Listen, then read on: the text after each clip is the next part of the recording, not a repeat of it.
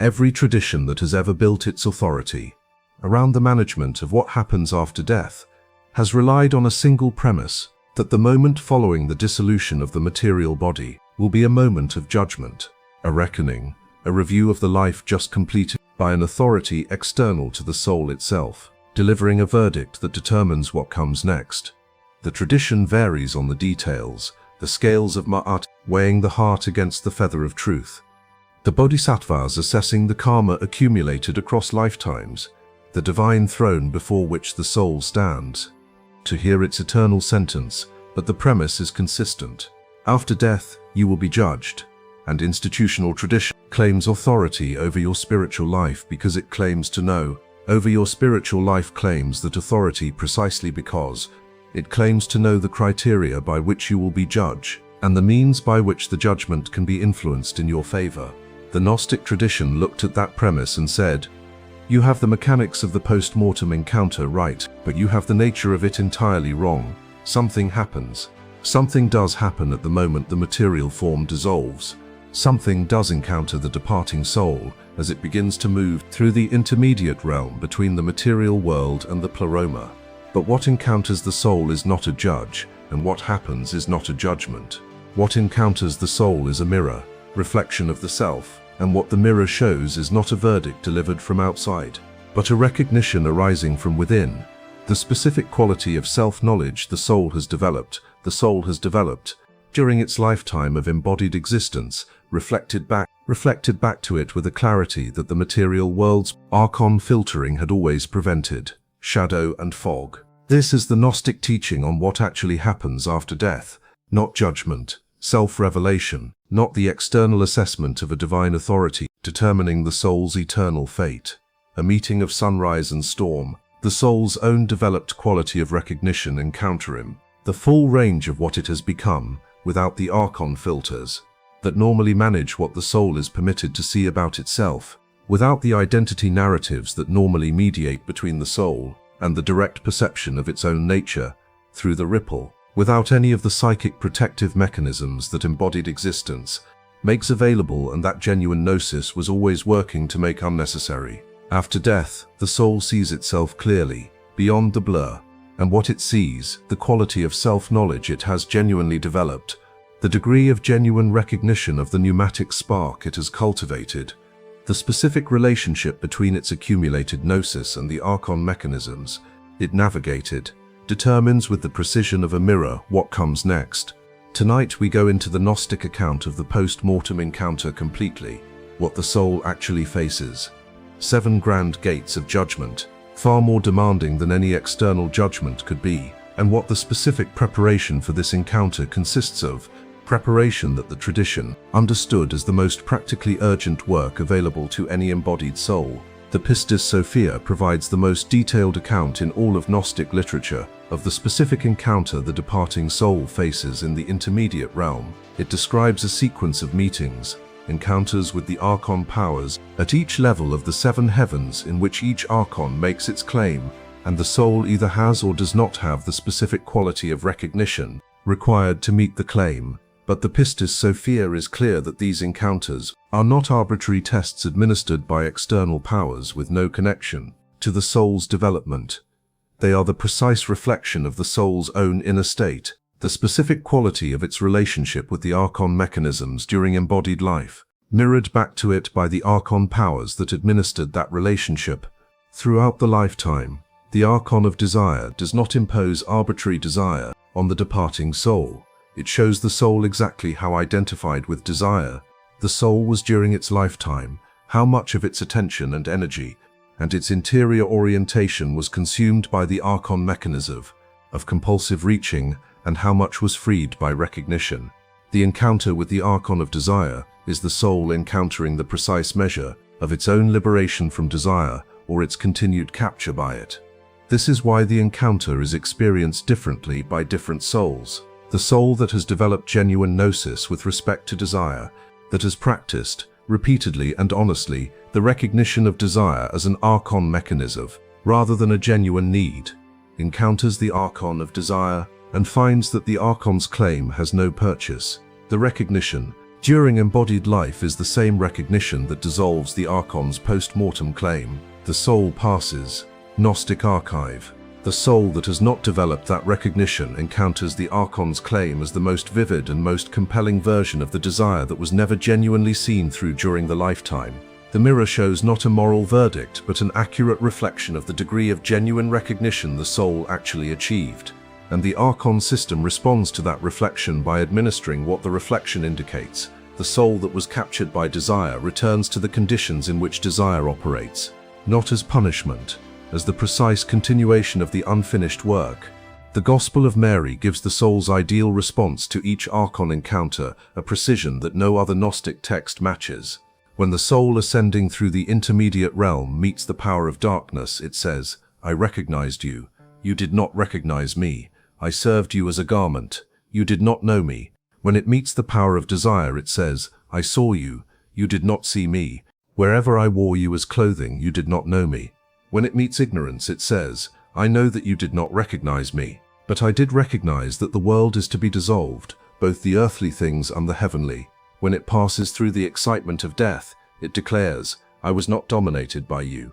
You dominated me, and you did not know me. I never recognized you as mine. I recognized you, I saw you. I know. I was not dominated." These are the responses of a consciousness that practiced, during embodied life, exactly the quality of recognition that genuine gnosis requires: the seeing of the Archon mechanism as a mechanism, the naming of it accurately, the refusal to be identified with what was only serving as a garment. The soul that can say these things to each Archon power in the post-mortem encounter is the soul that has been saying them, in subtler interior form, throughout its embodied practice, not for the first time at the deathbed. As the accumulated reflex of 10,000 moments of genuine recognition during the lifetime, the post-mortem encounter is not a test you take once. It is the assessment of a practice you have been developing continuously, and the assessment is not external. It is the mirror of what you actually practiced, reflected back with post-mortem clarity. The Book of Thomas the Contender, the text that preserves the whispered teaching that Jesus gave specifically to those prepared to receive it, describes the post-mortem encounter with a directness that makes the soul's preparation urgently clear. It says, "Woe to you who love intimacy with womankind, and polluted intercourse with them, and those who say, 'We came to do good and not to curse,' they will curse and die. Those who say, 'We came to do good,' are not among those who are cursed.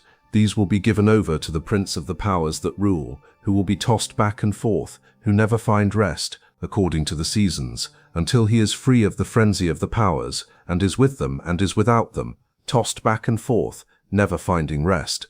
This is the Gnostic description of the soul that arrives at the post-mortem encounter without sufficient recognition, the soul that has accumulated neither the quality of gnosis that would allow it to pass through the Archon boundaries, nor the specific attachments that would pull it immediately back into material incarnation, but rather a middle condition, caught in the intermediate realm's turbulence, moved by the Archon forces without being owned by them, unable to ascend and unable to descend until the specific unresolved patterns of the previous lifetime have been fully exposed by the post-mortem clarity, and the soul has found, in that exposure, the beginning of the recognition that the embodied lifetime did not fully develop.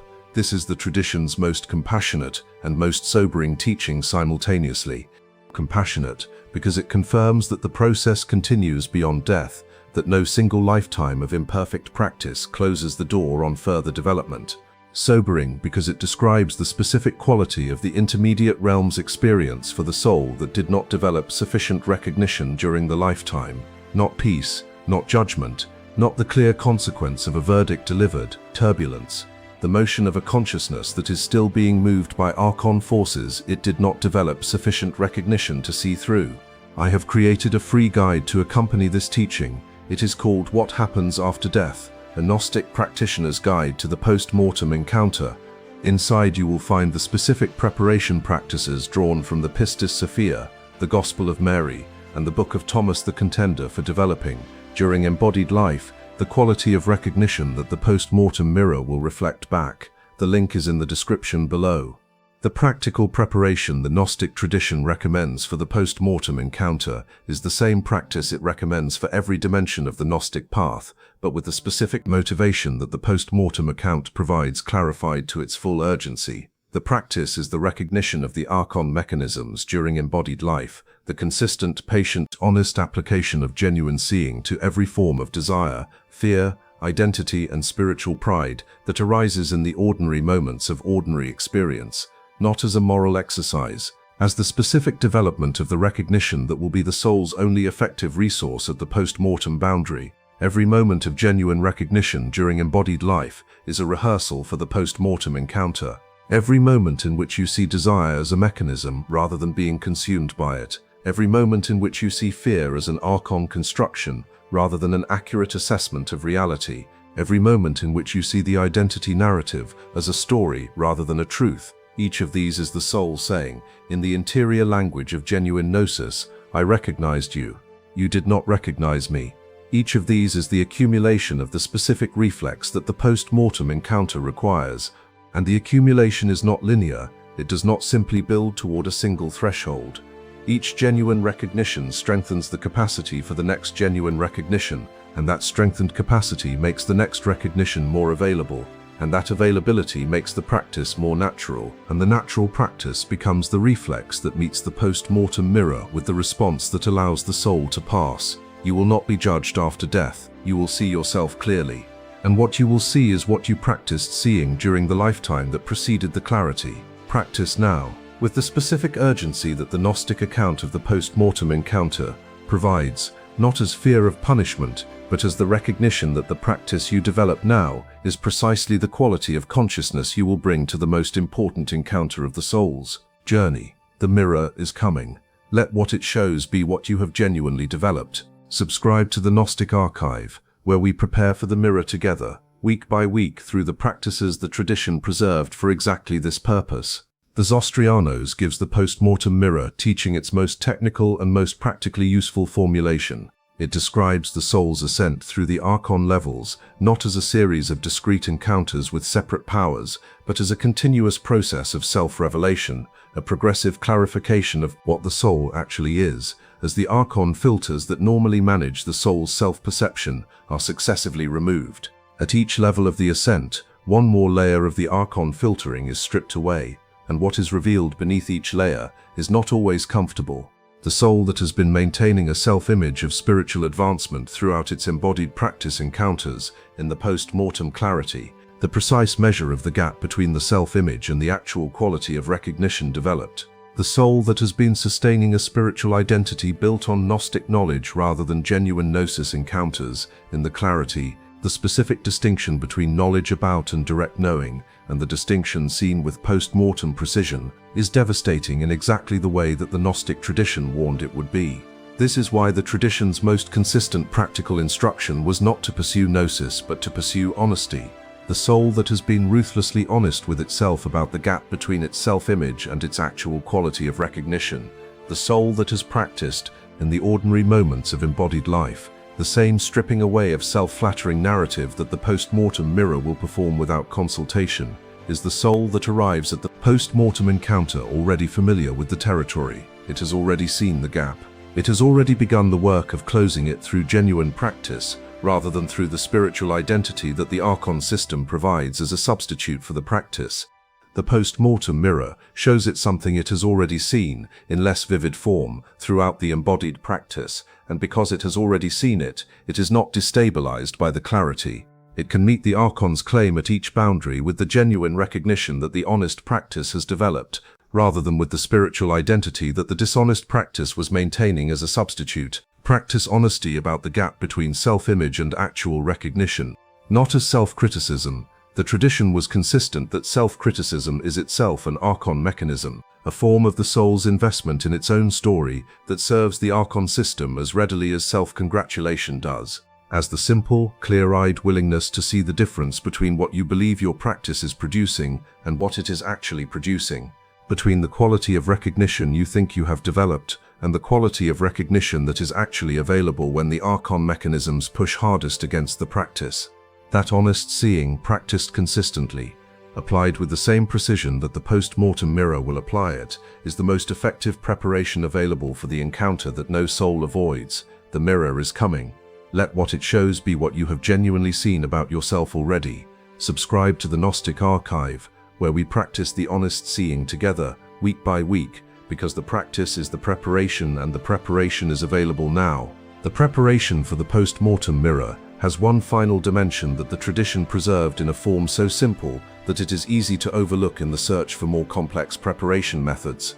It is the practice of presence, not in the mindfulness culture sense of stress reduction through moment-to-moment attention, but in the specific Gnostic sense of the quality of interior attention that the pneumatic spark naturally produces when it is not overwhelmed by the archon mechanisms of desire and fear and narrative. The Gnostic tradition described this quality as nepsis, sobriety, wakefulness, the specific quality of non-intoxicated consciousness that sees what is actually present rather than what the desire mechanism wants to be present or the fear mechanism dreads being present. The practice of nepsis is the practice of meeting each moment with the quality of attention that the post-mortem mirror will require, the quality that sees the moment's actual content rather than the moment's archon-filtered version of its content, the moment in which desire arises and is seen as desire rather than being consumed by it, the moment in which fear contracts consciousness and is recognized as fear rather than accepted as an accurate assessment of reality, the moment in which the narrative of who you are asserts itself and is perceived as a narrative rather than being taken as a truth. Each of these moments of genuine nepsis is a rehearsal for the post-mortem encounter's demand for clear seeing. Each genuine moment of sobriety builds the specific capacity that the mirror will require, the capacity to see clearly what is actually there rather than what the archon mechanisms have always been substituting for clear seeing. The tradition's practical instruction is to begin with a single moment of genuine nepsis per day, not a meditation session, not a period of formal practice set aside from the ordinary texture of experience. A single moment in which you catch the archon mechanism in mid-operation, catch the desire in the act of reaching, the fear in the act of contracting, the narrative in the act of asserting, and instead of moving with the mechanism, pause for a single breath and simply see it. Name it internally with the precise accuracy that Gnostic recognition requires. This is desire, this is fear, this is the identity narrative, and none of these is what I am. 1 moment per day of that precise naming is sufficient to begin building the capacity the post-mortem mirror will require. 1 moment per day, sustained consistently, accumulates across months and years into the specific quality of clear seeing that the soul will bring to the most important encounter of its journey. Begin today. 1 moment. The mirror is coming. Let what it shows be what you have genuinely developed the capacity to see. Subscribe to the Gnostic Archive, where we practice the preparation together every week, because the practice is the most important thing available to any soul in any moment of any lifetime that the Demiurge's world provides. The Book of Thomas the Contender gives the post-mortem mirror teaching a dimension that the Pistis Sophia and the Gospel of Mary only imply. The soul's encounter after death, with the specific quality of its own craving, not the craving as a moral failing to be judged, but as a cosmological fact to be reckoned with, the precise configuration of the soul's investment in the material world, reflected back without the management systems that embodied life provides for maintaining a more comfortable self-image. The text says that the soul that has been captivated by the fires of desire during the embodied life will find those fires awaiting it in the intermediate realm, not as punishment delivered from outside, but as the precise residue of what the lifetime's engagements with desire have deposited in the soul's own structure. The fires are not external. They are the soul's own accumulated orientation toward what the material world provided for the satisfaction of the compulsive reaching, still reaching in the intermediate realm for objects that the dissolution of the material form has made unavailable. The craving continues, the object is gone. This is the Gnostic account of what the mainstream tradition calls purgatory, not a moral cleansing administered by divine authority, but the natural, inevitable, entirely self-generated consequence of arriving at the post-mortem clarity with desires that the clarity reveals in their full structure and their full futility. The preparation is not the suppression of desire during the embodied lifetime. The preparation is the genuine seeing of desire as a mechanism, the practice that gives the soul at the post-mortem encounter a reference point for the desire that is not the desire itself. See it now, in this moment, in whatever form it is active in your experience right now. See it clearly, without moral condemnation and without indulgence, as precisely what it is, an archon mechanism, reaching for an object that the Archon system has always been providing as a substitute for the genuine recognition that the reaching was always, beneath the Archon substitution, actually reaching toward. The fire of genuine recognition is not the fire of craving. It is what the craving was always actually on fire for, beneath the substitute object. Find it now. Let the post-mortem encounter be the confirmation of what you have already found, rather than the first time the search ends. Subscribe to the Gnostic Archive. The mirror is coming. The fires can become light before they become the purgatory the tradition warned against.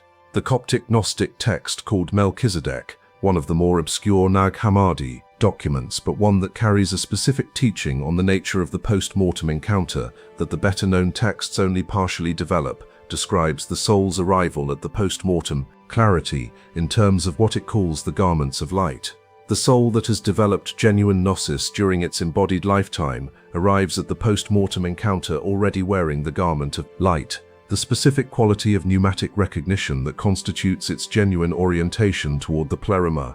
The garment was being woven during every moment of genuine practice. Every genuine act of recognition added a thread. And the soul that arrives at the post-mortem encounter wearing a complete garment of light is the soul that the Archon powers at each boundary cannot detain, because the garment they are used to, seizing, the garment of material identification and psychic investment, is not what this soul is wearing. The soul passes through each boundary not by overcoming the Archon's resistance, but by presenting to the Archon a garment that the Archon has no claim over.